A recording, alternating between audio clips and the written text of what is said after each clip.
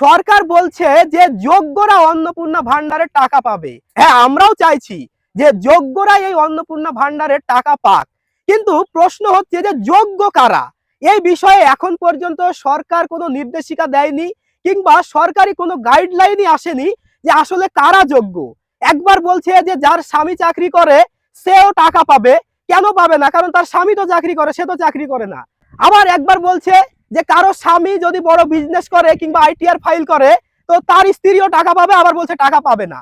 তাহলে এই যে সরকারের যে খামখেয়ালি একবার এক এক রকমের কথাবার্তা বলছে, এগুলো না করে একটা নির্দিষ্ট গাইডলাইন হোক, যেখানে নির্দিষ্টভাবে বলে দেওয়া থাকবে যে এই ক্রাইটেরিয়ার মধ্যে যারা থাকবে তারা টাকা পাবে, আর যারা থাকবে না তারা টাকা পাবে না। ব্যাস, গল্প মিটে যায়, সাধারণ মানুষ ছুটে বেড়াবে না।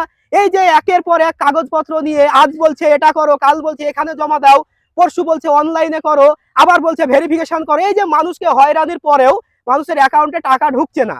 তাহলে এই বিষয়গুলো নিয়ে কিন্তু সরকারের ভাবা উচিত। মানুষকে এইভাবে হয়রানির মধ্যে না ফেলে একটা সরাসরি গাইডলাইন দিয়ে দিক, যে পাওয়ার সে পাবে, যে না পাওয়ার সে পাবে না, সে আপন বুঝে যাবে, সে আপন নিশ্চিন্ত হয়ে থেকে যাবে।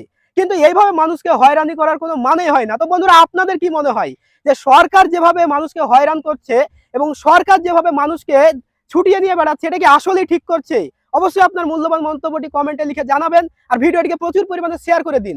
আর এইরকমই আর ইনফরমেটিভ ভিডিও পেতে অবশ্যই আমাকে ফলো করে রাখবেন।